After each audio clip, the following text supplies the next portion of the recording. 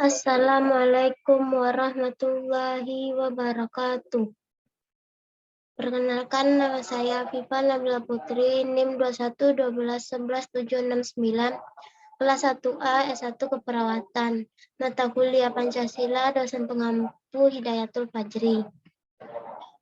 Baiklah, saya akan menjelaskan tentang teori kebenaran Pancasila sebagai dasar pengembangan ilmu.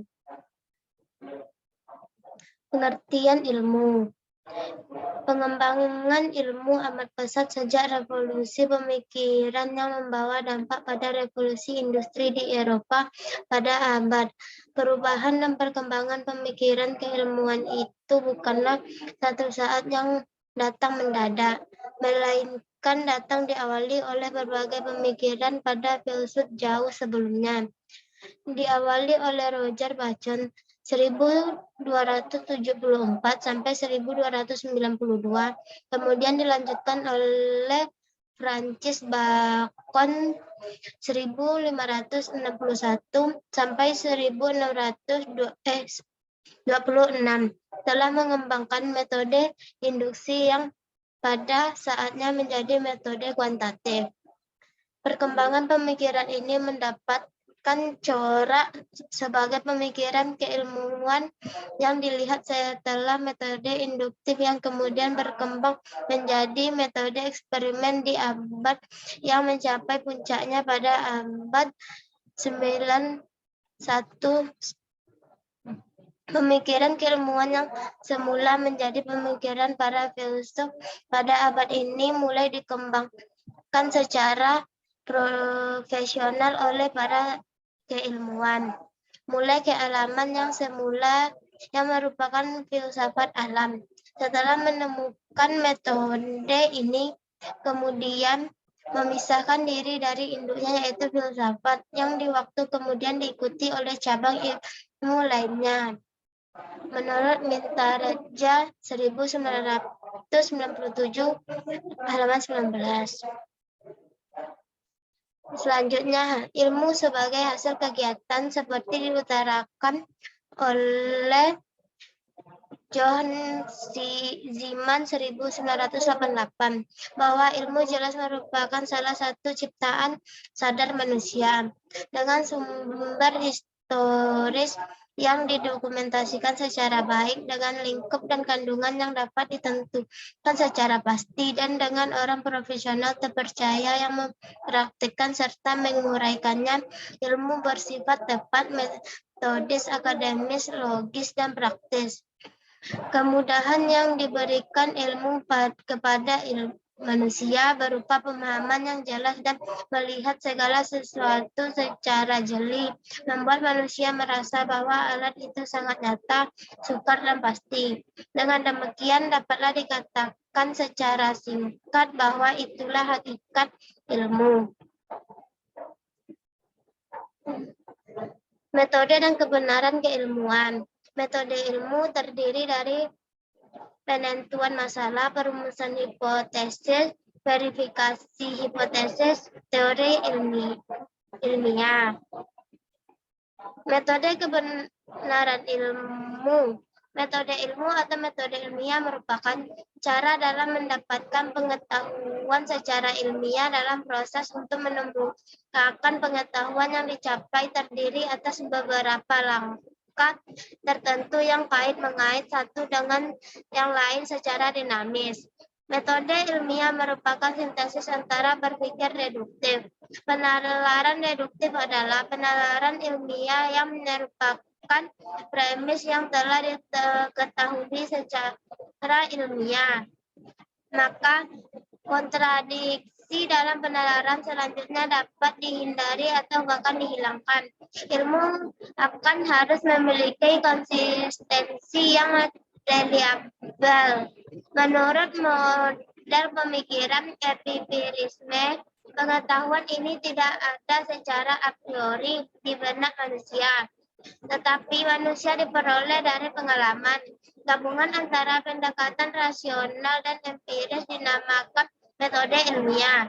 Rasionalisme memberikan kerangka pemikiran yang koheren dan logis, sedangkan empirisme kerangka pengujian dalam memastikan kebenaran.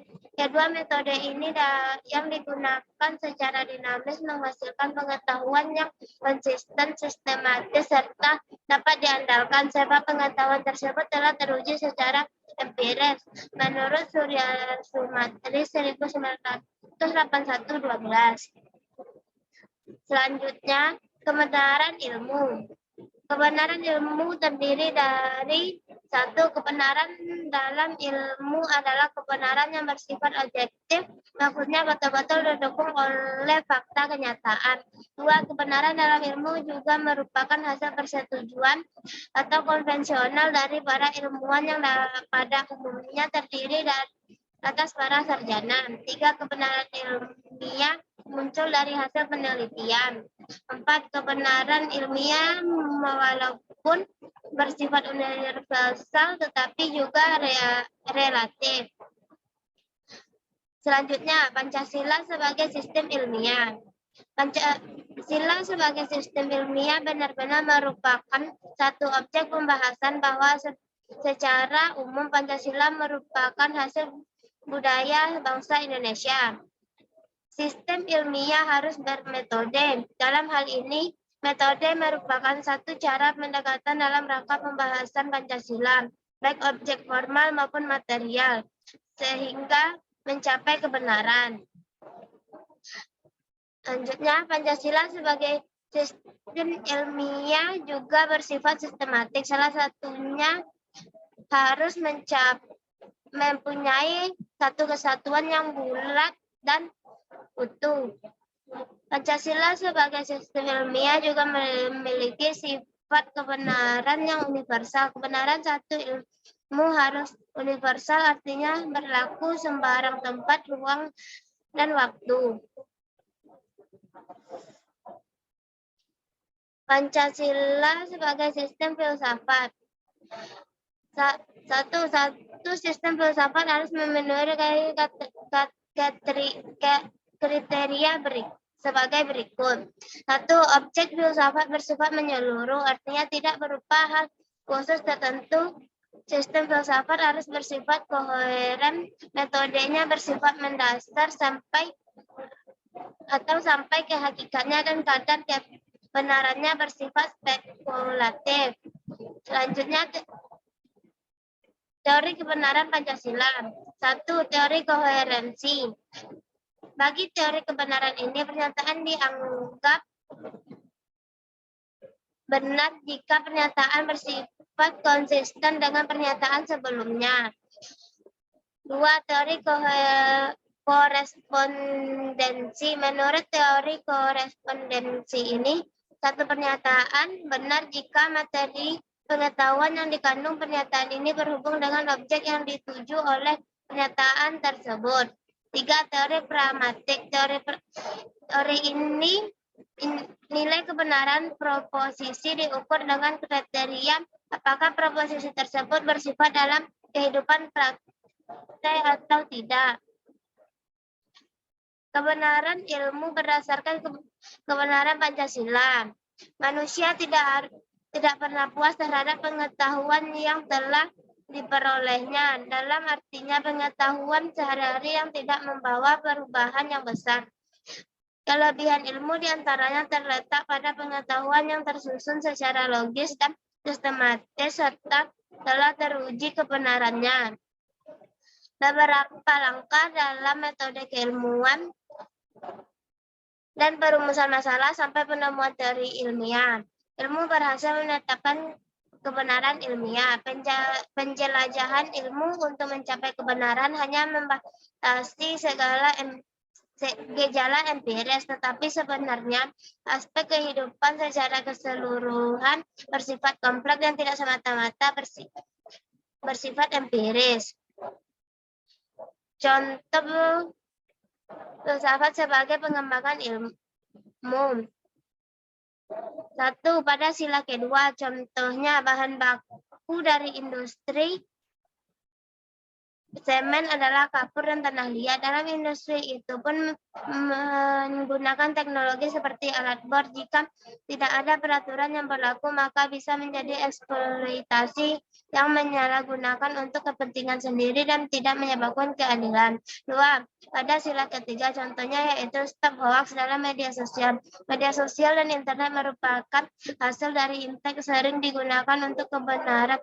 Isu bar dan berita palsu yang bisa menyebabkan bangsa Indonesia panik atau terpecah belah menjadi beberapa bagian. Oleh karena itu, iptek haruslah digunakan untuk mempersatukan bangsa, untuk memperkuat rasa nasionalisme, dan tidak digunakan untuk memecah belah bangsa Indonesia. 3. Pada sila keempat, contohnya yaitu dalam pengembangan teknologi nuklir, menuai artinya kontra sehingga harus dimusyawarahkan. Sampai situlah teori tugas saya tutup dengan wassalamualaikum warahmatullahi wabarakatuh.